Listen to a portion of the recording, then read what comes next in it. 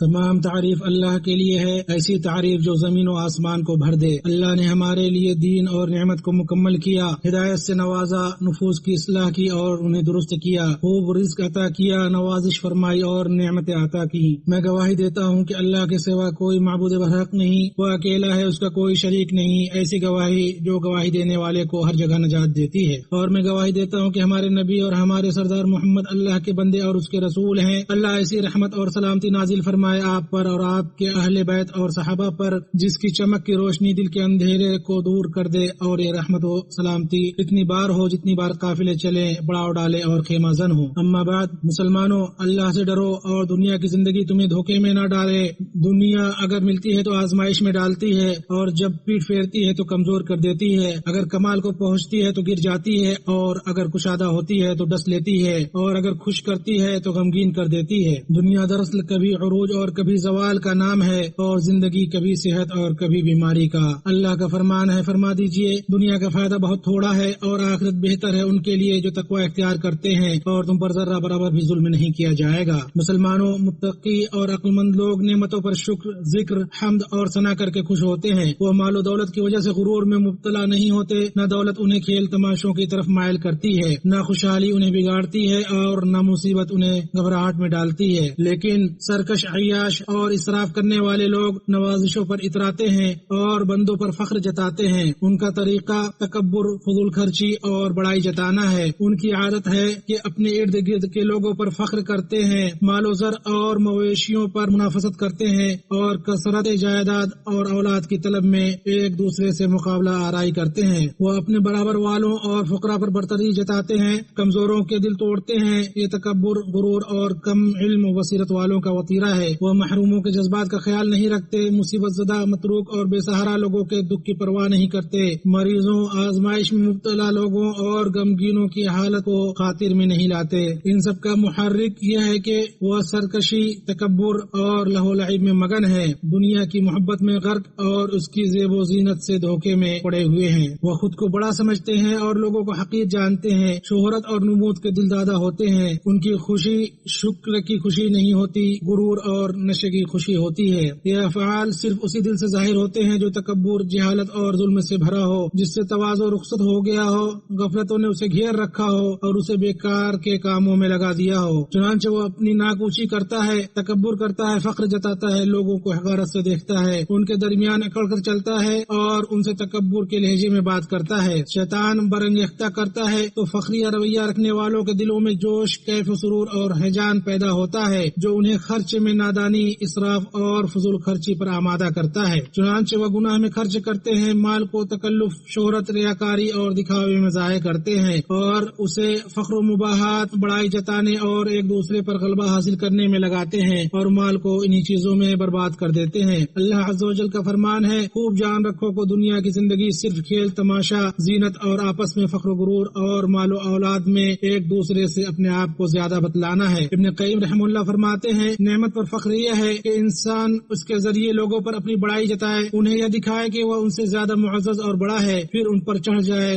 ان کے دلوں کو غلام بنائے اور اپنی تعظیم و خدمت کی طرف انہیں کھینچے۔ اور وہ شخص جو شیخی خور، خرچیلا، آوارہ اور متکبر ہو، وہ اللہ کے نزدیک بھی مبغوض اور ناپسندیدہ ہے، اور لوگوں کے نزدیک بھی، خواہ وہ بات کو کتنا ہی مزین اور خوبصورت بنا کر پیش کرے۔ اللہ عز و جل کا فرمان ہے، یقیناً اللہ تعالیٰ تکبر کرنے والوں اور شیخی خوروں کو پسند نہیں فرماتا، اور فرمایا، اور زمین پر اترا کرنا چل، کسی تکبر کرنے والے شیخی خور کو اللہ تعالیٰ پسند نہیں فرماتا۔ قرآن نے کئی مقامات پر نعمتوں پر سرکشی، غرور، خود پسندی اور فخر و تکبر کے ساتھ اترانے سے منع کیا ہے۔ اللہ عز و جل کا فرمان ہے، اور اگر ہم اسے کوئی نعمت چکھائیں اس سختی کے بعد جو اسے پہنچ چکی تھی تو وہ کہنے لگتا ہے کہ بس برائیاں مجھ سے جاتی رہیں، یقیناً وہ بڑا ہی اترانے والا شیخی خور ہے۔ ابن عباس رحمہ اللہ فرماتے ہیں، یعنی جو میں نے اسے وسعت دی ہے اس سے وہ میرے اولیاء پر فخر جتاتا ہے۔ اور اللہ عز و جل نے فرمایا، اور اللہ نے جو تم کو دیا ہے اس پر اتراؤ مت، اور فرمایا، ہم جب کبھی انسان کو اپنی مہربانی کا مزہ چکھاتے ہیں تو وہ اس پر اترا جاتا ہے، اور فرمایا، اترا مت، اللہ تعالیٰ اترانے والوں سے محبت نہیں رکھتا، اور جو کچھ اللہ تعالیٰ نے تجھے دے رکھا ہے اس میں سے آخرت کے گھر کی تلاش میں رہ، اور اپنے دنیاوی حصے کو بھی نہ بھول، اور جیسے کہ اللہ نے تیرے ساتھ احسان کیا ہے تو بھی اچھا سلوک کر، اور ملک میں فساد کے خواہ نہ ہو، یقین مان کہ اللہ مفسدوں کو ناپسند رکھتا ہے۔ فخر و مباحات اور دکھاوا، مغرور تکبر وہ متکبر اور خود پسند شخص کو اپنی گرفت میں لے لیتا ہے، چنانچہ وہ سوشل میڈیا کے ذریعے اپنی سجی ہوئی دسترخوانے، بچھے ہوئے قالین، لگی ہوئی مسندیں، اپنی اونچی اونچی عمارتیں، خوشنما باغات، ہرے بھرے گلشن، پھلوں سے لدے ہوئے باغ، قیمتی لباس، بہتی نہریں، شاندار سواریوں اور وسیع مجلسوں کی نمائش کرتا ہے، ہر چیز کی تصویر کھینچتا ہے اور ہر شے کو ظاہر اور مشہور کرتا ہے تاکہ لوگ اس کا ذکر کریں، اسے پہچانے، انگلیوں سے اس کی طرف اشارہ کرے، اس کے ناظرین اور فالوورز زیادہ ہوں۔ حالانکہ یہ سب محض ہلکا پن، تکبر اور حماقت ہے جو آخرت میں ایسے شخص کے لیے نہ کوئی نفع دے گا اور نہ ہی ساتھ دے گا۔ کتنے ہی لوگ دنیا سے رخصت ہو گئے جو عزت، کثرت اور دولت پر فخر کرتے رہے، یہاں تک کہ قبروں میں چلے گئے، نہ تو ان کے وہ سارے کام اور کرتوت انہیں فائدہ دے سکے اور نہ ہی ان کی چھوٹی چھوٹی خواہشات پر ان کا حرص انہیں بچا سکا۔ اللہ تعالیٰ نے فرمایا، زیادہ پانے کی چاہت نے تمہیں غافل کر دیا یہاں تک کہ تم قبرستان پہنچ گئے، ہرگز نہیں تم عنقریب معلوم کر لوگے، ہرگز نہیں پھر تمہیں جلد علم ہو جائے گا، ہرگز نہیں اگر تم یقینی طور پر جان لو تو بے شک تم جہنم دیکھ لوگے اور تم اسے یقین کی آنکھ سے دیکھ لوگے، پھر اس دن تم سے ضرور بالضرور نعمتوں کا سوال ہوگا۔ کہاں ہے مکانات و محلات والے، کہاں ہے وہ قیصر و کسریٰ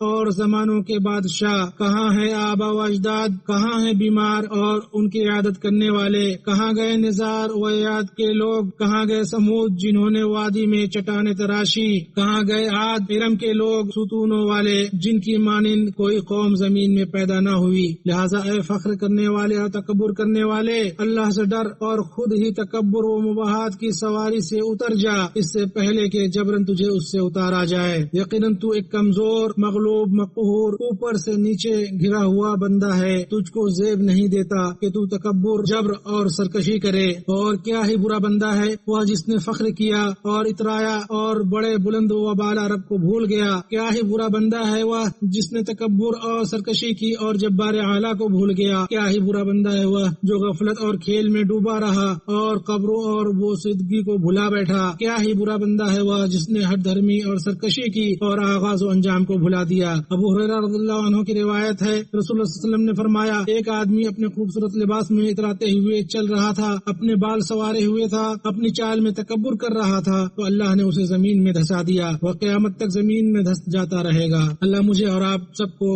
متکبروں اور مغروروں کے راستوں سے بچائے اور ہمیں شکر گزاروں اور متواضع بندوں کا جامہ پہنائے۔ میں یہ کہتا ہوں جو آپ سنتے ہیں اور اللہ سے اپنے لیے اور آپ سب کے لیے استغفار کرتا ہوں تو آپ بھی اس سے استغفار کریں، اور استغفار کرنے والوں کی کیا ہی کامیابی ہے۔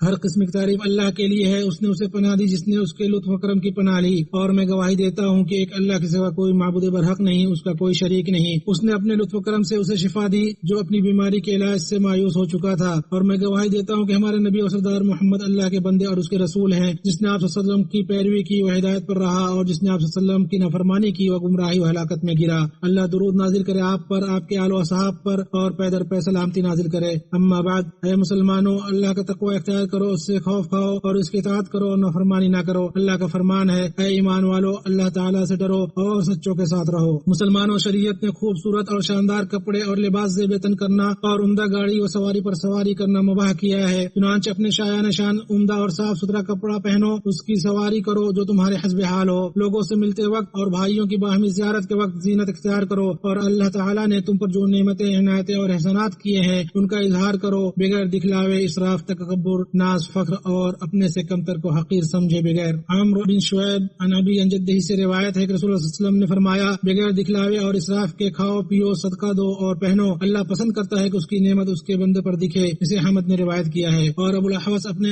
والد سے روایت کرتے ہیں، انہوں نے کہا، میں نبی صلی اللہ علیہ وسلم کے پاس پھٹے پرانے کپڑے میں بیٹھا ہوا تھا، آپ صلی اللہ علیہ وسلم نے فرمایا، تمہارے پاس مال ہے؟ میں نے کہا، ہاں اے اللہ کے رسول، ہر طرح کا مال ہے۔ آپ صلی اللہ علیہ وسلم نے فرمایا، جب تجھے اللہ مال عطا کرے تو اس کا اثر تم پر دکھنا چاہیے۔ اسے احمد اور ترمذی اور نسائی نے روایت کیا ہے، اور ایک روایت اس طرح ہے کہ اس کی نعمت و عنایت تم پر دکھنی چاہیے۔ اور ابو ہریرہ رضی اللہ عنہ سے روایت ہے کہ ایک آدمی اللہ کے نبی صلی اللہ علیہ وسلم کے پاس آیا، وہ خوبصورت تھا، اس نے کہا، مجھے خوبصورتی پسند ہے اور مجھے جو دیا گیا ہے وہ آپ دیکھ رہے ہیں، یہاں تک کہ میں نہیں چاہتا کہ کوئی مجھ پر جوتی کے تسمے سے یا سرخ فیتے میں بھی فائق ہو، کیا یہ تکبر ہے؟ آپ صلی اللہ علیہ وسلم نے فرمایا، نہیں، کبر یہ ہے کہ آدمی حق کو تسلیم نہ کرے اور لوگوں کو حقیر جانے۔ اسے بخاری نے ادب مفرد میں روایت کیا ہے۔ اور ابو قلابہ نے فرمایا دنیا تمہیں نقصان نہیں پہنچائے گی جب تم نے نعمت کا شکر ادا کر دیا۔ مسلمانوں اللہ کا تقوی اختیار کرو، حمد کرنے والوں اور شکر کرنے والوں کی راہ چلو اور فقر و مباحات کرنے والوں کی ہلاکت کے راستوں سے بچو، اور درود و سلام بھیجو رہبر و رہنما احمد پر جو مخلوقات کے لیے شفاعت کرنے والے ہیں۔ جس نے آپ صلی اللہ علیہ وسلم پر ایک مرتبہ درود بھیجا اللہ اس پر 10 مرتبہ رحمت نازل کرے گا۔ اے اللہ درود و سلام نازل فرما ہمارے نبی اور سردار محمد پر۔ اے اللہ عظیم شرف اور بلند مرتبہ والے خلفائے راشدین اور ہدایت یافتہ سربراہان ابو بکر، عمر، عثمان اور علی سے راضی ہو جا، اور بقیہ تمام آل و صحاب سے